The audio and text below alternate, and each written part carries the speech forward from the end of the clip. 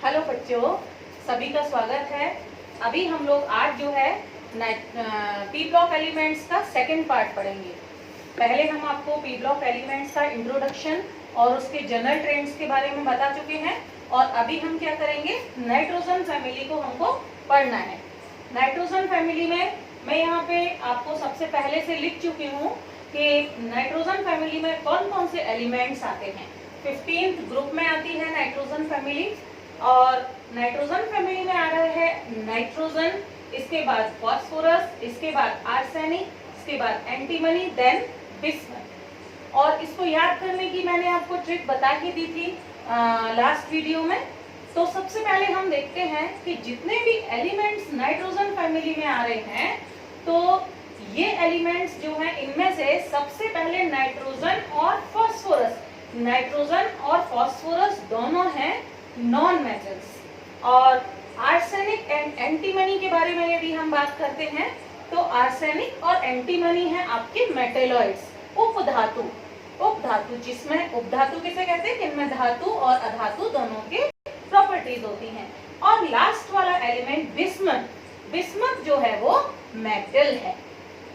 तो ये सब चीज के बारे में अब हम आते हैं इनकी प्राप्ति, कहाँ कहाँ से हम इसको प्राप्त कर सकते हैं, कहाँ कहाँ भाई ये मिलते हैं। हमको पता है कि नाइट्रोजन तो हमारे एटमॉस्फेयर में सबसे ज्यादा पाई जाने वाली गैस है। कितना परसेंट पाई जाती है नाइट्रोजन? 78% एटमॉस्फेयर में पाई जाती है, तो हमको नाइट्रोजन एटमॉस्फेयर से मिल रही है। सेकेंड है कि NaNO3 के रूप में, सोडियम नाइट्रेट के रूप में हमको नाइट्रोजन मिल रही है, जिसको कि हम बोलते हैं सॉल्ट पीटर। हाँ, फिर उसके बाद KNO3 के रूप में मिल रही है, जिसको हम बोलते हैं इंडियन सॉल्ट पीटर। भाई सॉल्ट पीटर क्या है? सॉल्ट पीटर एक प्लेस का नाम है। हाँ, तो इंडियन सॉल्ट पीटर। और प्रोटीन्स के मॉलिक्यूल्स में हमको नाइट्रोजन मिलती है, न्यूक्लिक एसिड के रूप में हमको नाइट्रोजन मिलती है। इसके बाद प्लांट से भी हमको नाइट्रोजन मिलेगी। एंड फूड मटेरियल्स, जितना भी हमारा फूड मटेरियल्स है उससे हमको नाइट्रोजन मिलती है। इसके बाद आते हैं हम फास्फोरस के ऑकरेंस के बारे में। फास्फोरस जो होता है वो एपेटाइल फैमिली बोलते हैं हम। एपेटाइल फैमिली मींस फास्फोरस हमको मिनरल्स से मिलता है, खनिज पदार्थों से मिलता है, इसीलिए हम उसको मिनरल फैमिली बोलते हैं। और फास्फोरस हमको फास्फोरस रॉक्स से मिलेगा और बोलते हैं हड्डियों को मजबूत बनाता है। हाँ, हड्डी, दूध में भी फास्फोरस, कैल्शियम ये सब होता है। तो बोन्स में फास्फोरस मिल्क से हमको मिलता है, बोन्स से हमको मिलेगा हड्डियों से, और एग से हमको फास्फोरस मिलता है। इतनी चीजों से हमको क्या मिल रहा है? फास्फोरस। इसके बाद आर्सेनिक, एंटीमनी एंड बिस्मथ, ये जो है तीनों चीज जो होती हैं ये सल्फेट खनिजों के रूप में हमको प्राप्त होती हैं, सल्फेट खनिजों के रूप में प्राप्त होंगी। और ये तो हुआ इसके आपके जनरल इंट्रोडक्शन, इसका हुआ ऑकरेंस के बारे में कि कहाँ कहाँ हमको ये प्राप्त होते हैं। इसके बाद अब हम आते हैं इसके इलेक्ट्रॉनिक कॉन्फ़िगरेशन पर, इलेक्ट्रॉनिक विन्यास पर। चलिए, तो अब हम इसको रब कर देते हैं और इसके बाद आते हैं इसके इलेक्ट्रॉनिक विन्यास पर। तो सबसे पहले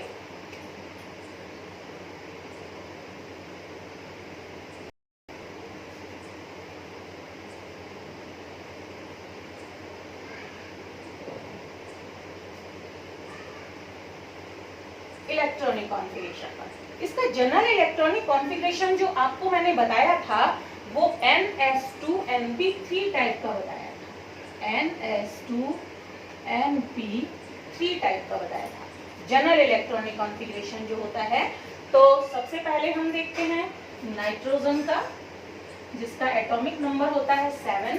अब हम इसको क्या करते हैं कि नाइट्रोजन से पहले आने वाली जो इनर्ट गैस है, इसको शॉर्ट फॉर्म में लिखने का तरीका आपको मैं बता रही हूँ। नाइट्रोजन से पहले आने वाली जो इनर्ट गैस है हम पहले उसको लिख लेते हैं।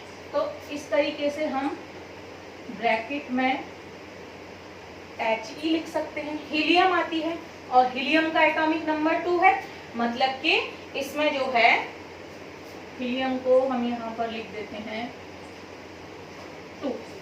ठीक, तो 2 इलेक्ट्रॉन यहाँ पर कवर हो गए और इसके बाद इसका इलेक्ट्रॉनिक कॉन्फ़िगरेशन आया 2s2 2p3, 1s2 कंप्लीट हो गया, 2s2 2p3, then phosphorus 15।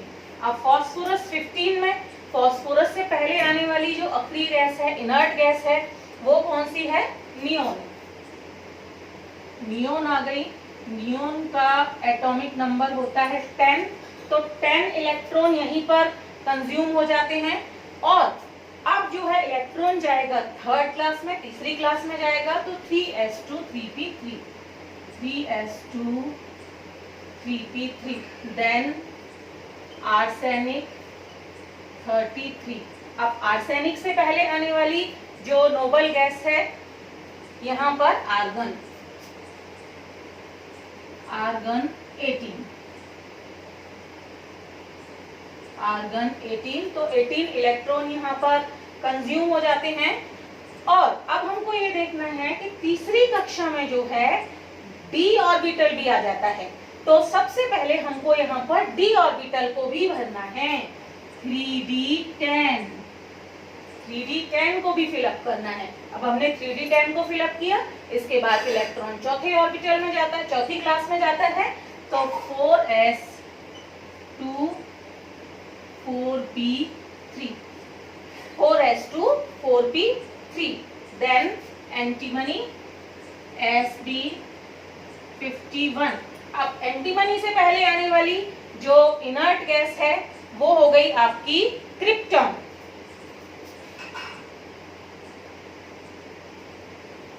Krypton का हो गया 36। अब चौथी कक्षा में हम आ चुके हैं। चौथी कक्षा में आपके 4d, 4d यहाँ पर 4d पहले रहेगा, 4d10, देन उसके बाद 4d10 के बाद इलेक्ट्रॉन पांचवी कक्षा में जाएगा, 4f नहीं भरेगा अभी यहाँ पर, 5s2 5p3। इस तरीके से इसका इलेक्ट्रॉनिक कॉन्फ़िगरेशन होगा। और लास्ट हमारा आता है बिस्मथ, बिस्मथ 83। और बिस्मथ से पहले आने वाला जो अक्रिय गैस जो है हमारी वो है ज़ेनॉन, ज़ेनॉन 54 इलेक्ट्रॉन हो जाते हैं यहाँ पे कंज्यूम। अभी 4d के बाद इलेक्ट्रॉन के जाने के लिए 4f ऑर्बिटल भी बचा है, तो 4f ऑर्बिटल्स में कितने इलेक्ट्रॉन्स आते हैं? 14 इलेक्ट्रॉन्स। 4f में 14 इलेक्ट्रॉन्स आ गए।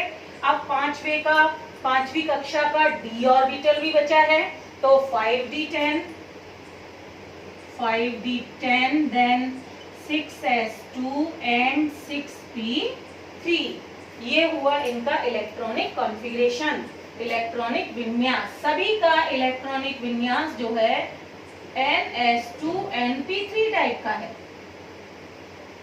ns2 np3 टाइप का है। तो यहाँ तक हमारा इलेक्ट्रॉनिक विन्यास कंप्लीट होता है। इसके बाद हमको एक चीज का जानना जरूरी है, इसकी कुछ परिभाषाएं हमको जानना जरूरी है। एक टर्म आता है इनर्ट पेयर इफेक्ट या अक्रिय युग्म प्रभाव।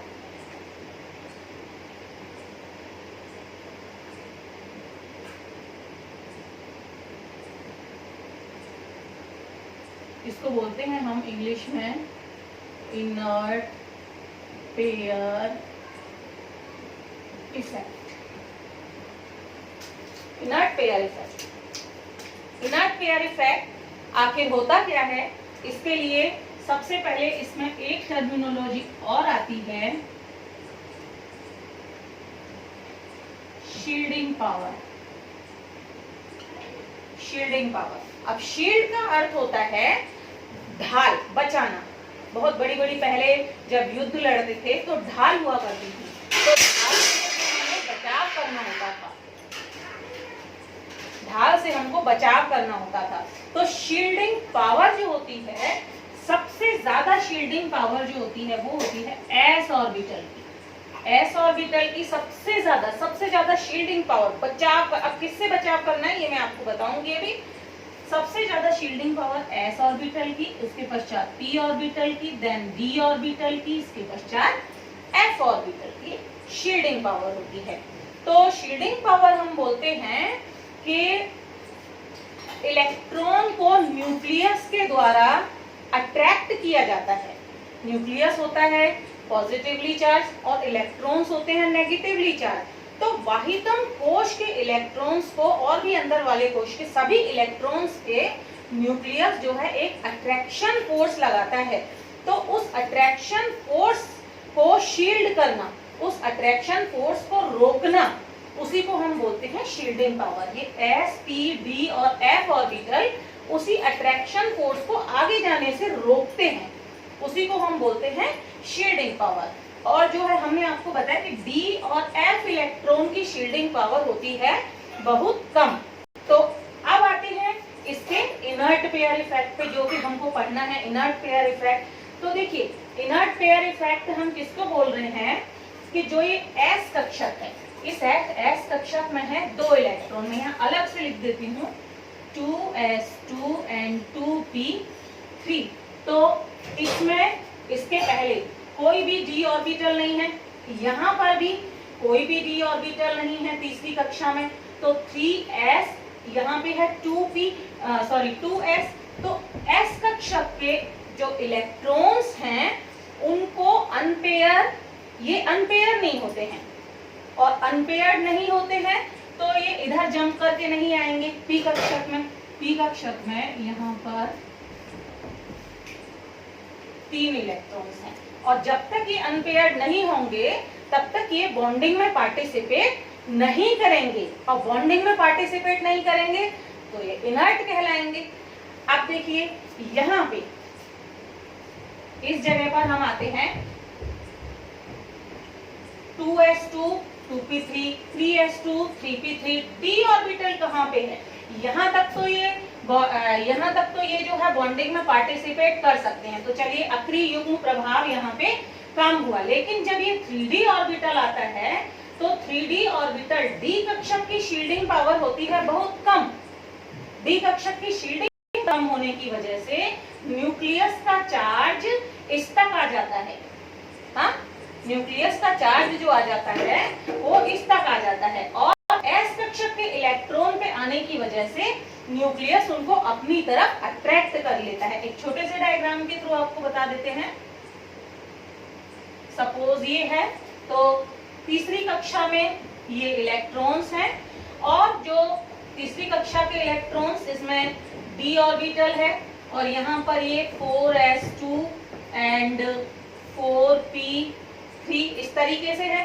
तो ये जो 3d ऑर्बिटल है, अब यहाँ से न्यूक्लियर चार्ज लग रहा है 4s पे, न्यूक्लियर अपना अट्रैक्शन इसको अपनी तरफ खींच रहा है, इसको भी खींच रहा होगा, इन इलेक्ट्रॉन्स को भी खींच रहा होगा अपनी तरफ। लेकिन ये जो d कक्षक हैं, ये d कक्षक इस न्यूक्लियस के चार्ज को लास्ट वाले 4s कक्षक तक जाने से रोक नहीं पाते हैं, और जब रोक नहीं पाएंगे तो इन दोनों इलेक्ट्रॉन्स पे अपनी तरफ आकर्षण बल लगेगा। अपनी तरफ आकर्षण बल लगने की वजह से ये जो है अनपेयर्ड नहीं हो पाएंगे। इसीलिए इसको हम कहते हैं अक्रिय युग्म प्रभाव या इनर्ट पेयर इफेक्ट। और यहाँ पे जो है d ऑर्बिटल्स है नहीं है, तो d ऑर्बिटल्स नहीं है तो s और p ऑर्बिटल्स ही होंगे। उसकी वजह से s और p ऑर्बिटल्स होने की वजह से यहाँ पर जो शील्डिंग पावर है वो बहुत मजबूत होती है। मतलब s और p ऑर्बिटल क्या करते हैं, अपने से होके न्यूक्लियस के चार्ज को आउटर मोस्ट इलेक्ट्रॉन तक जाने ही नहीं देते हैं। इसलिए ये 3s2 और 2s2 ये दोनों अनपेयर्ड हो जाते हैं। तो इन दोनों पर अक्रिय युग्म प्रभाव नहीं लगता है, लेकिन यहाँ पर अक्रिय युग्म प्रभाव लगना चालू हो जाता है। क्यों लगना चालू हो जाता है? क्योंकि तीसरी कक्षा में यहाँ पर d ऑर्बिटल्स में इलेक्ट्रॉन भरना चालू हो जाते हैं, और चौथी कक्षा में भी d और f ऑर्बिटल्स में इलेक्ट्रॉन्स भरना चालू हो जाते हैं। तो पुअर शील्डिंग इफेक्ट की वजह से d और f इलेक्ट्रॉन के पुअर शील्डिंग पावर के कारण, पुअर शील्डिंग पावर के कारण इनर्ट पेयर इफेक्ट लगता है। तो आपको ये इनर्ट पेयर इफेक्ट हुआ क्लियर? क्या होता है अक्रिय युग्म प्रभाव? अक्रिय युग्म प्रभाव के इलेक्ट्रॉन जो है डी और एफ इलेक्ट्रॉन की पुअर शील्डिंग पावर की वजह से बॉन्डिंग में पार्टिसिपेट नहीं कर पाता है या अनपेयर्ड नहीं हो पाता है और वह अक्रिय रह जाता है, बॉन्डिंग में पार्टिसिपेट नहीं करता, उसी को हम अक्रिय युग्म प्रभाव कहते हैं। तो ये क्लियर हुआ आपका अक्रिय युग्म प्रभाव। इसके बाद में इसको यहाँ पे रब कर देती हूँ। इलेक्ट्रॉनिक कॉन्फ़िगरेशन हो गया, अक्रिय युग्म प्रभाव हो गया। इसके पश्चात अब हम आते हैं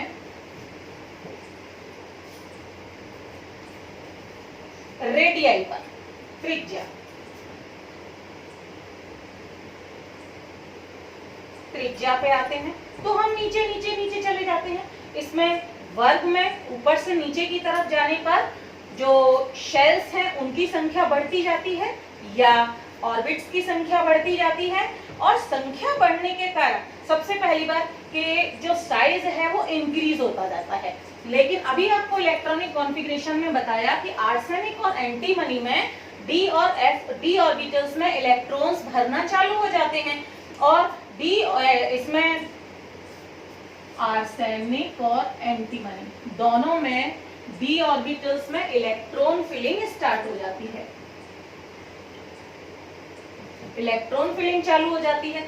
और इलेक्ट्रॉन फिलिंग डी ऑर्बिटल में चालू हो गई तो वहां पर इनर्ट पेयर इफेक्ट काम करने लगता है, और इनर्ट पेयर इफेक्ट काम करने लगेगा तो क्लास जो है सिकुड़ेगी थोड़ा सा। तो आर्सेनिक और एंटीमनी की त्रिज्या में बहुत ज्यादा अंतर नहीं होता है। यही क्वेश्चन पूछा जाता है एग्जाम में भी कि आर्सेनिक और एंटीमनी की त्रिज्या में बहुत ज्यादा अंतर क्यों नहीं होता है?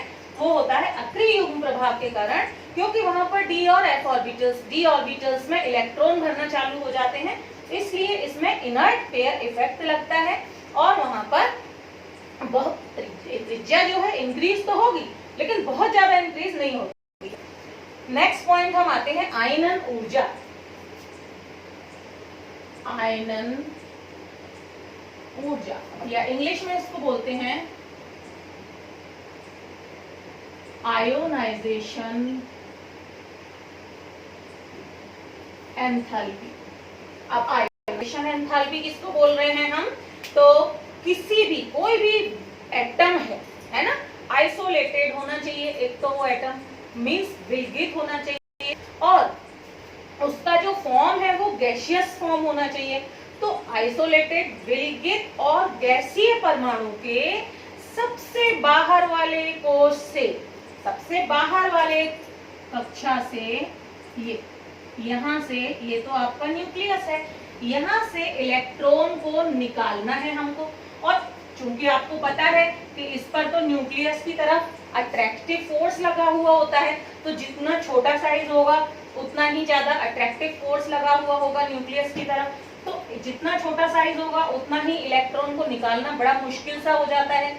हाँ, तो इलेक्ट्रॉन को निकालने के लिए जितनी एनर्जी की आवश्यकता होती है उसको हम कहते हैं आयनन ऊर्जा। तो क्या परिभाषा हुई इसकी? किसी भी विलगित परमाणु जो कि गैसियस अवस्था में है उसके बाह्यतम कोश से इलेक्ट्रॉन को निकालने के लिए आवश्यक ऊर्जा की मात्रा को हम क्या कहते हैं? आयनन ऊर्जा कहते हैं। और आयनन ऊर्जा का मान ग्रुप में ऊपर से नीचे की ओर जाने पे क्या होता है भाई? साइज में वृद्धि हो रही है, न्यूक्लियस और आउटर मोस्ट ऑर्बिट का अट्रैक्शन कम होता जा रहा है, तो यहाँ पर आयनन ऊर्जा का मान होता है कम। ग्रुप में ऊपर से नीचे की ओर जाने पर आयनन ऊर्जा का मान कम होता है। लेकिन और देखिए, पहला इलेक्ट्रॉन निकाला तो हमने उसको बोला प्रथम आयनन ऊर्जा IE1, पहला इलेक्ट्रॉन निकाला। और दूसरा इलेक्ट्रॉन निकाला उसको बोला हमने IE2, दूसरा इलेक्ट्रॉन। और तीसरा इलेक्ट्रॉन निकाला तो हम उसको बोलेंगे IE3, third ionization enthalpy, second ionisation enthalpy and first ionization enthalpy. अब देखिए क्या होता है कि पहली आयोनाइजेशन एंथैल्पी, हमने यहाँ से इलेक्ट्रॉन को निकाल दिया, तो उसको हमने IE1 बोला। इलेक्ट्रॉन की नंबर हो गई कम, लेकिन प्रोटॉन की नंबर तो एज इट इज है, मतलब न्यूक्लियस का चार्ज होता जा रहा है ज्यादा, तो अट्रैक्शन और ज्यादा होता जाएगा। इलेक्ट्रॉन्स कम है तो अट्रैक्शन और ज्यादा होता जा रहा है। हाँ, तो सेकेंड इलेक्ट्रॉन निकालने के लिए और ज्यादा एंथैल्पी की एनर्जी की जरूरत होगी। इसके बाद जब 2 इलेक्ट्रॉन निकल गए तो प्रोटॉन तो उतने ही है और अट्रैक्शन बढ़ गया, तो तीसरा इलेक्ट्रॉन निकालने के लिए और ज्यादा एंथैल्पी की जरूरत होगी या एनर्जी की जरूरत होगी। तो IE1 का मान होता है सबसे कम और IE3 का मान होता है सबसे ज्यादा। एंथैल्पी जो होती है, थर्ड आयनाइजेशन एंथैल्पी का मान सबसे ज्यादा होता है। और ये आपको बता ही दिया कि क्यों ज्यादा होता है, कि इलेक्ट्रॉन कम होते जाते हैं और प्रोटॉन बढ़ते जाते हैं, इसलिए IE3 का मान सबसे ज्यादा होता है। तो इसके बाद अब हम आते हैं फिजिकल प्रॉपर्टीज।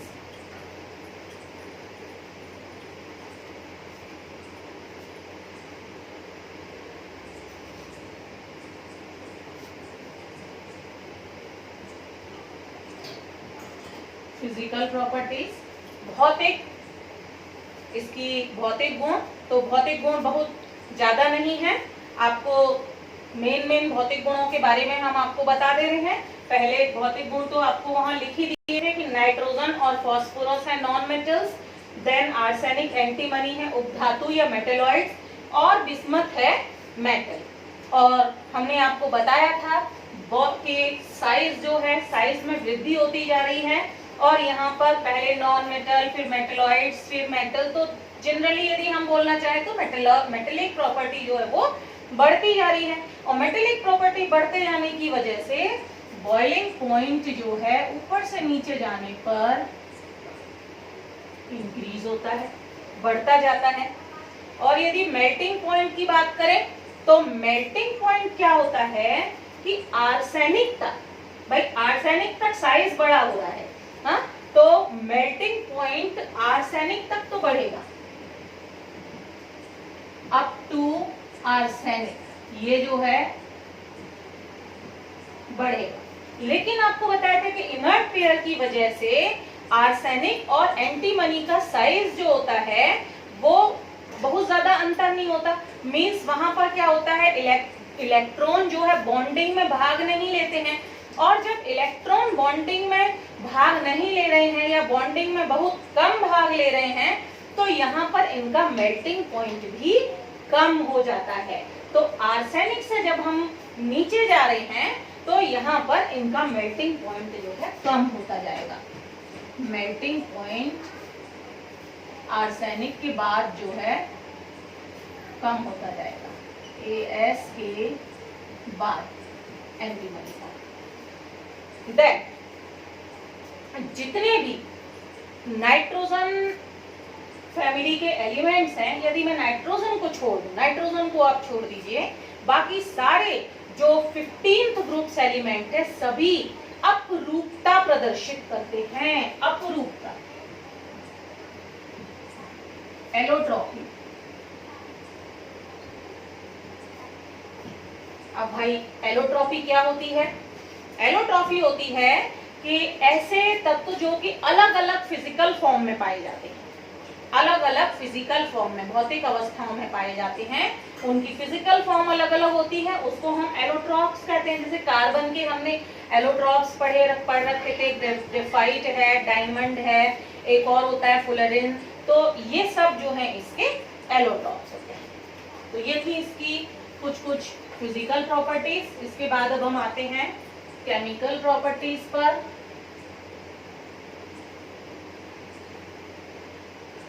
केमिकल प्रॉपर्टीज पर तो सबसे पहली जो केमिकल प्रॉपर्टी है उसमें प्रॉपर्टी है आपकी ऑक्सीडेशन स्टेट।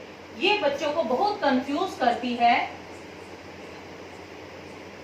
Oxidation state. तो देखिए मैं यहाँ पर आपको बता दूं कि ऑक्सीडेशन स्टेट आखिर है क्या। बहुत इजी सी चीज है कि इसका हमने जनरल इलेक्ट्रॉनिक कॉन्फ़िगरेशन क्या बताया था, NS2NP3। तो भाई NS2NP3 इसके पास अपने आउटर मोस्ट ऑर्बिट में कितने इलेक्ट्रॉन हो गए? 5 इलेक्ट्रॉन हो गए। और ये पांचों इलेक्ट्रॉन जो है ये s और p कक्षक में डिवाइडेड है। और जैसा कि हम जान रहे हैं कि s कक्षक तो ऑलरेडी फुलफिल्ड है कि s में 2 ही इलेक्ट्रॉन होते हैं, लेकिन p में होते हैं p में होते हैं 6 इलेक्ट्रॉन। अब 6 इलेक्ट्रॉन कंप्लीट करने के लिए इसको या तो 3 इलेक्ट्रॉन ये बाहर निकाल दे या फिर 3 इलेक्ट्रॉन ये अंदर ले ले। इसके पास सिर्फ 2 ही ऑप्शन है, या तो ये 3 इलेक्ट्रॉन बाहर निकाल दे या फिर 3 इलेक्ट्रॉन अंदर ले ले, या फिर ये क्या कर सकता है कि 5 के पांचों इलेक्ट्रॉन ये बाहर निकाल दे। 5 इलेक्ट्रॉन मतलब कि NS2 में से भी बाहर निकाल दे। तो अब देखिए, यदि कोई भी परमाणु, मैं आती हूँ परमाणु के ऊपर, इलेक्ट्रॉन बाहर निकालता है तो उस पर पॉजिटिव चार्ज आता है, और यदि इलेक्ट्रॉन ग्रहण करता है तो उस पर आता है नेगेटिव चार्ज। तो हम यहाँ पर एक सिंपल सा टेक्निक ट्राई करते हैं ऑक्सीडेशन स्टेट निकालने की। कैसे कि इसमें जो है मिनिमम ऑक्सीडेशन स्टेट, अधिकतम ऑक्सीडेशन स्टेट जो होगी वो होगी n। n जो होगी वो इसकी वैल्यू है, ये वाला n नहीं है, वो दिस प्लस दिस, s और p ऑर्बिटल के इलेक्ट्रॉन्स की संख्या है n। तो n की वैल्यू हो गई यहाँ पर, इसमें 2 है और इसमें 3 है, तो ये हो गई 5। ठीक है, तो n की वैल्यू हो गई यहाँ पर 5। और मिनिमम इलेक्ट्रॉन्स कितने हो सकते हैं? सॉरी, यहाँ पे मैं आपको मैक्सिमम ऑक्सीडेशन स्टेट लिखना था, मैक्सिमम। अब मिनिमम पे आते हैं। मिनिमम ऑक्सीकरण अवस्था, मिनिमम ऑक्सीकरण अवस्था क्या होगी कि ये होगी आपकी, इसको हम 5 नहीं, हम n ही लिखे यहाँ पर, n - 8। तो n की वैल्यू क्या है यहाँ पर? 5 - 8, तो ये हो गई -3।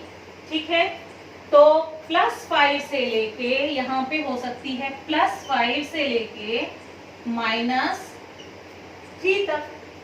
तो या -3 से लेके +5 लिख दो, इसको इधर से लिखेंगे ना, माइनस छोटे से चालू करेंगे, -3 -2 -1 0 +1 +2 +3 +4 एंड +5। ये सब इसकी पॉसिबल ऑक्सीडेशन स्टेट हो गई। कैसे कैसे भाई पॉसिबल ऑक्सीडेशन स्टेट हुई इतनी सारी? कि देखिए, एक तरीका ये है कि ये जो है 3 इलेक्ट्रॉन को बाहर कर दे। यदि 3 इलेक्ट्रॉन को बाहर कर रहा है तो इसकी ऑक्सीडेशन स्टेट हो जाएगी +3, यदि ये 3 इलेक्ट्रॉन को बाहर कर रहा है। और यदि दूसरी कंडीशन में ये 3 इलेक्ट्रॉन ले ले तो p में 6 इलेक्ट्रॉन हो जाएंगे। तो यदि ये p में 6 इलेक्ट्रॉन करना चाहे तो -3 हो गई इसकी ऑक्सीडेशन स्टेट। और तीसरी बात क्या हो सकती है कि ये जो है 5 इलेक्ट्रॉन अपने बाहर निकाल दे, तो इसके पास 0 रह जाएंगे, हो गया। तो एक ऑक्सीडेशन इसकी हो सकती है +5। तो जनरली जो ये ऑक्सीडेशन सबसे ज्यादा जो शो कर रहा है, मतलब हो तो ये भी सकती हैं कि भाई 1 इलेक्ट्रॉन भी ये निकाल सकता है, फिर इसके बाद ये 2 इलेक्ट्रॉन भी निकाल सकता है तो +2 हो जाएगा। फिर लेकिन क्यों निकालेगा? 1 इलेक्ट्रॉन 2 इलेक्ट्रॉन को क्यों निकालेगा? निकालेगा तो पूरा इलेक्ट्रॉन निकालेगा, जिससे कि p कक्षक में एक भी इलेक्ट्रॉन ना बचे। इसके बाद पॉसिबल स्टेट ये है कि 1 इलेक्ट्रॉन भी ग्रहण कर सकता है तो -1 हो गई, 2 इलेक्ट्रॉन भी ग्रहण कर सकता है तो -2 हो गई, और 3 इलेक्ट्रॉन भी ग्रहण कर सकता है तो -3 हो गई। लेकिन ऐसा क्यों करेगा? वो तो 3 इलेक्ट्रॉन ग्रहण करेगा सीधा, क्योंकि या तो उसको 6 इलेक्ट्रॉन चाहिए या कुछ भी नहीं चाहिए। इसलिए -3 इसकी हो सकती है, ज्यादातर शो जो करता है, +3 शो करता है और +5 शो करता है। तो ये ऑक्सीडेशन स्टेट का मैंने एक छोटा सा ट्रिक बताई थी कि किस तरीके से हम निकाल सकते हैं। तो यहाँ पर ऑक्सीडेशन स्टेट जो है नाइट्रोजन ये है 1s2 2s2 2p3। तो इसमें जो है ये जो है एक तो 3 इलेक्ट्रॉन ले सकता है, तो ये हो गई -3। दूसरा ये 3 इलेक्ट्रॉन दे सकता है +3। और तीसरी कंडीशन ये है कि ये अपने उठा के सेकंड वाली क्लास से पांचों के पांचों इलेक्ट्रॉन डोनेट कर दे, बाहर निकाल दे। लेकिन बड़ा अब हम देखते हैं कि आखिर ऊपर से नीचे जाने पर सबसे ज्यादा स्थायी ऑक्सीकरण संख्या कौन सी होती है। तो स्थायी ऑक्सीकरण संख्या कौन सी होगी, हम अब आपको बता दें कि जो टॉप टू बॉटम जाने पर हम ऊपर से नीचे की तरफ जाएंगे तो साइज में होती जा रही है वृद्धि, साइज में वृद्धि होती जा रही है। और यहाँ पर जो -3 की स्टेबिलिटी जो होती है, -3 ऑक्सीडेशन की स्टेबिलिटी, -3 का स्थायित्व लिख देते हैं हम, -3 का स्थायित्व घटता है। हाँ, मीन्स इलेक्ट्रॉन को लेने वाला स्थायित्व जो है घटता है। क्यों घट रहा है, फिर से वही इनर्ट पेयर इफेक्ट आ गया। हाँ, कि डी कक्षक यहाँ पर आ जाते हैं और न्यूक्लियर का चार्ज जो है, हाँ, न्यूक्लियस पे जो चार्ज है, न्यूक्लियस का चार्ज डी कक्षक उसको रोक नहीं पाते हैं, शील्ड नहीं कर पाते हैं, और बाह्यतम इलेक्ट्रॉन जो होता है उसको कस के पकड़े रहते हैं वहां पर, और वो इलेक्ट्रॉन जो है उसको रिपेल नहीं कर पाता है। हाँ, तो -3 की जो -3 का स्थायित्व जो होता है वो कम होता है और +3 का जो होता है वो बढ़ता है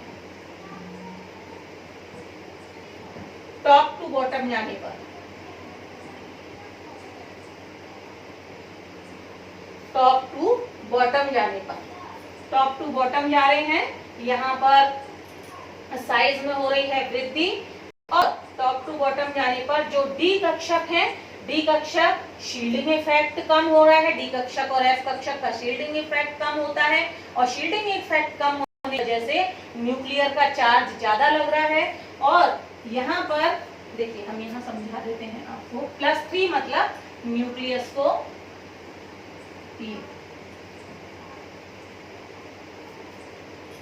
सपोज ये तीसरी कक्षा पे आते हैं, हम यहाँ पर तीसरी कक्षा में आ जाते हैं या चौथी कक्षा में भी इलेक्ट्रॉन्स हैं,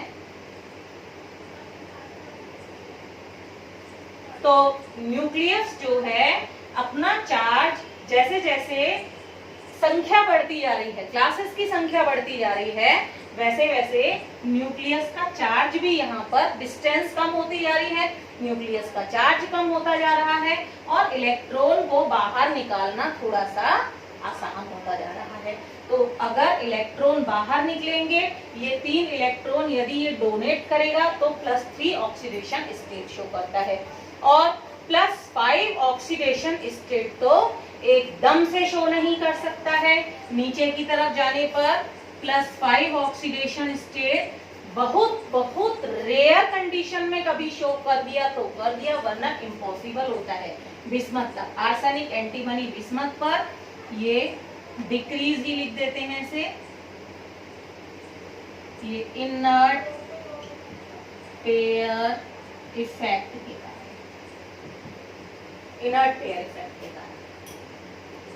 तो ये हमने देख लिया कि 3 ऑक्सीडेशन स्टेट हो गई।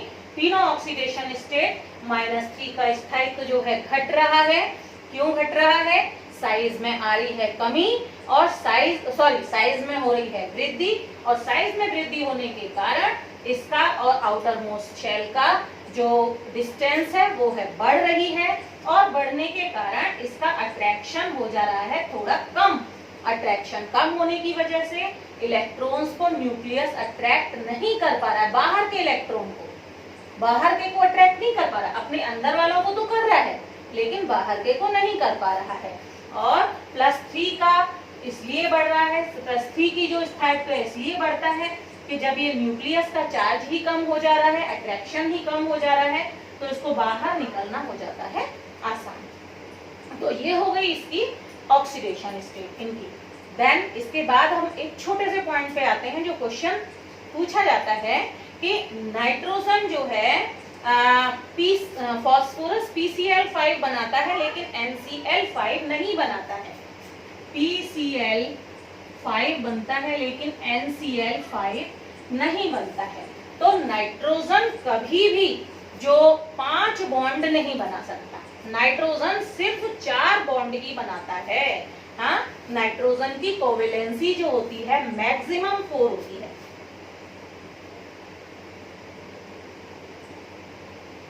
नाइट्रोजन की कोवेलेंसी मैक्सिमम होती है 4 और उसका रीजन क्या होता है कि नाइट्रोजन के अंदर d ऑर्बिटल्स एब्सेंट होते हैं। वेकेंट d ऑर्बिटल एब्सेंट होंगे मींस अगर कोई इलेक्ट्रॉन एक्साइटेड स्टेट में पहुंचेगा भी तो भाई वेकेंट ऑर्बिटल ही नहीं है। 3 तो इसमें ऑलरेडी हैं, 3 तो इसमें ऑलरेडी भरे हुए हैं, इसके पास कोई d ऑर्बिटल नहीं है, इसलिए ये 5 बॉन्ड नहीं बना सकता है, ये सिर्फ 4 बॉन्ड ही बनाता है। तो इसकी जो नाइट्रोजन की कोवेलेंसी होती है वो होती है 4, इसलिए नाइट्रोजन 4 कोवेलेंसी शो करता है।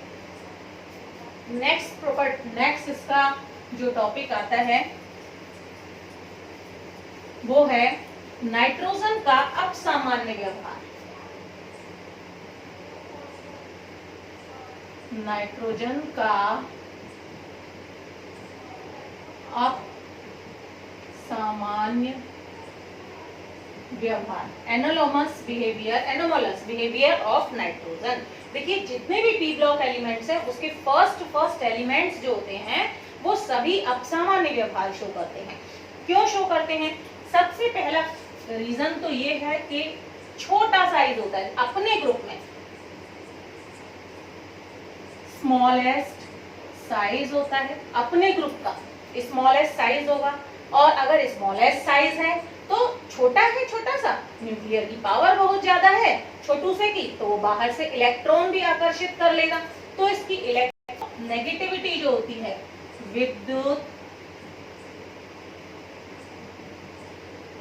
विद्युत ऋणात्मकता होती है हाई। और इसके बाद तीसरी प्रॉपर्टी कि ये क्यों अपसामान्य व्यवहार प्रदर्शित करता है। अब विद्युत ऋणात्मकता हाई है, इलेक्ट्रॉन को आकर्षित करने की क्षमता ज्यादा है, तो बाहर निकलने की जो के लिए भी बहुत ज्यादा एनर्जी की जरूरत पड़ने वाली है। तो आयोनाइजेशन एंथैल्पी क्या,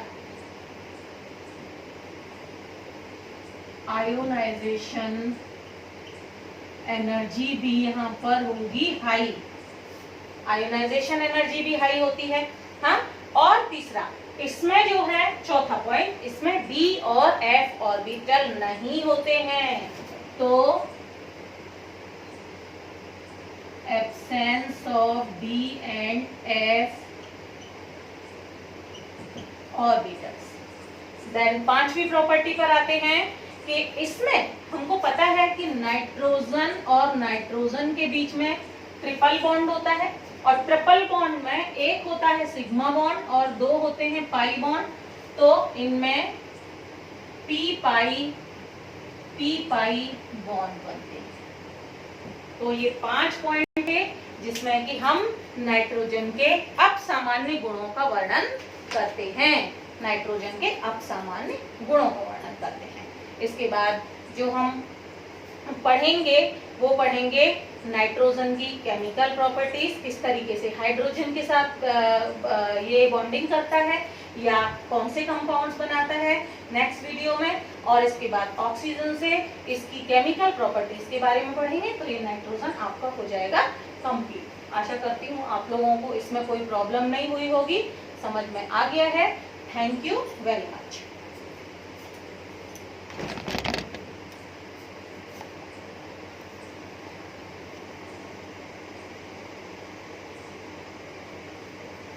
रानी